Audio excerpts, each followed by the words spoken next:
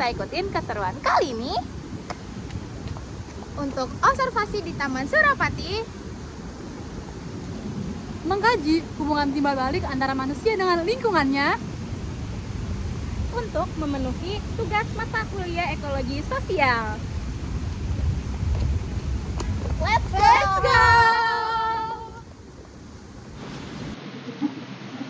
Selamat siang Ibu, maaf mengganggu waktunya. Boleh kita pinjam waktunya sebentar untuk wawancara terkait vlog kita untuk penugasan kita di kuliah untuk tugas akhir.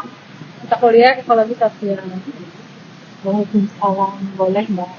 Oke, makasih banyak untuk waktunya. Boleh tahu Ibu udah berapa kali datang ke sini Ibu? Apakah sering atau udah beberapa kali? Jadi kegiatan.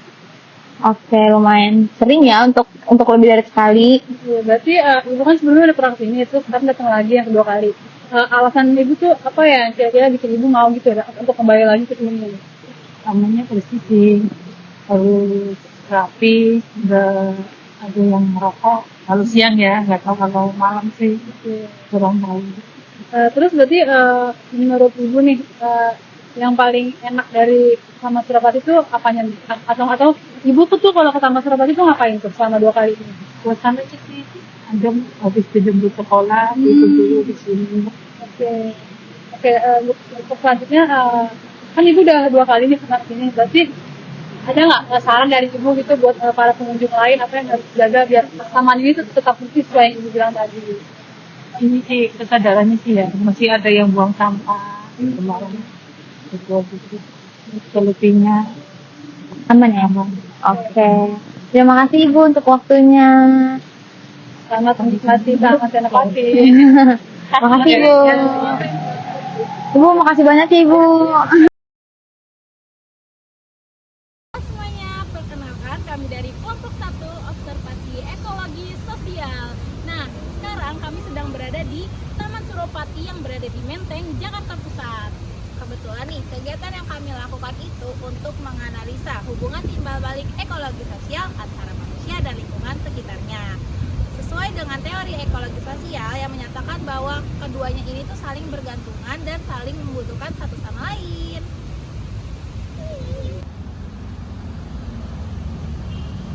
Taman Suropati merupakan lingkungan perkotaan yang memiliki fungsi ekologis yang penting. Vegetasi di dalamnya yaitu seperti mahoni dan pohon beringin membantu menyerap polusi dan juga menciptakan oksigen serta membantu meningkatkan iklim mikro di tengah padatnya perkotaan. Oke, dan dalam perspektif ekologi sosial, taman ini tuh memiliki fungsi subsistem ekologis yang mendukung kesejahteraan hidup manusia. Dan taman itu menjadi tempat manusia dapat beradaptasi dengan lingkungannya secara sehat. Lingkungannya bersih, kualitas udaranya pun baik.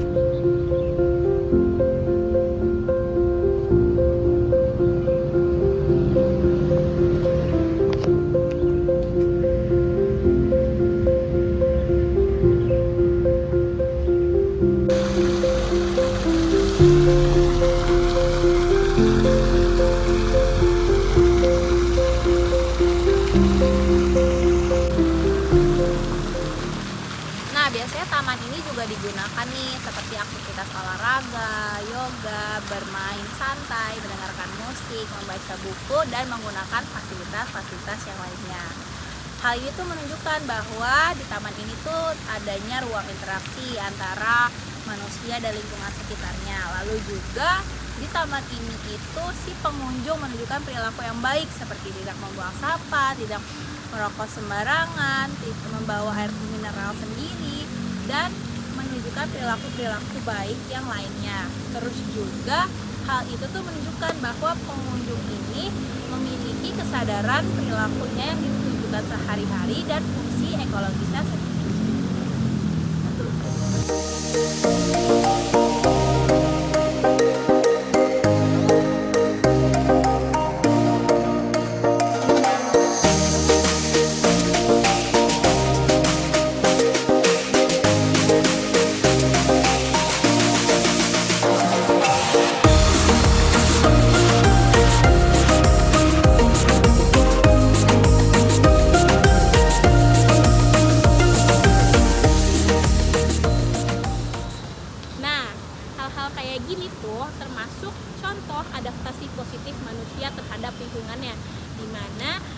manusia bisa menikmati taman tanpa merusak alamnya. Taman Suropati menjadi wadah untuk lintas usia dan komunitas.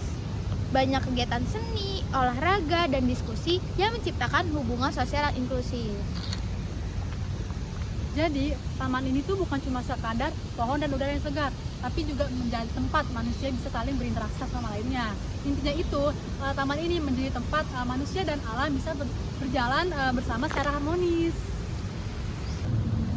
Tapi ya guys, nggak semuanya sempurna. Kadang masih ada aja nih sampah plastik yang tertinggal setelah acara. Dan juga suara kendaraan di sekitar Taman Suropati itu lumayan bising karena lokasinya yang berada di pusat kota. Nah, ini merupakan contoh kecil aktivitas manusia yang bisa mengganggu lingkungan kalau tidak terkontrol dengan baik.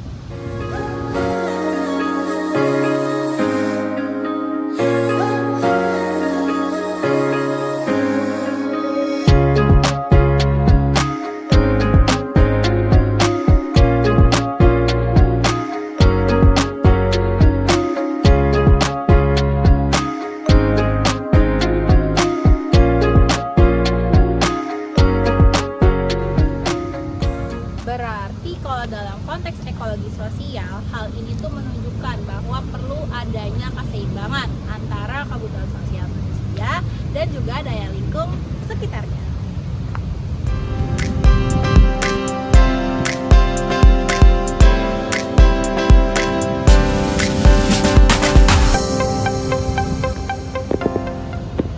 Oh iya, tentunya pemerintah DKI Jakarta juga terus mengupayakan pelestarian lingkungan di taman ini. Caranya itu adalah dengan melakukan bersama dengan Dinas Pertamanan dan Hutan Kota. Cara-cara itu seperti apa sih? Cara-cara itu ada banyak, seperti melakukan penanaman pohon-pohonan, terus melakukan kegiatan bersih-bersih rutin, serta memberikan papan-papan edukasi kepada para pengunjung untuk menjaga lingkungan di taman ini. Nah, kerjasama kayak gini tuh keren banget teman-teman. Pelestarian lingkungan ini tuh nggak bisa cuma dari pemerintah aja, tapi juga butuh partisipasi dari kita semua. Nah, dari observasi hari ini kita itu bisa tahu nih bahwa Taman Suropati itu jadi contoh nyata bagaimana hubungan manusia dengan lingkungannya saling berdampingan. Betul banget tuh. Dan juga ruang hijau seperti ini tuh penting banget untuk di kehidupan perkotaan seperti ini agar hidup itu tetap seimbang dan nyaman dengan alam.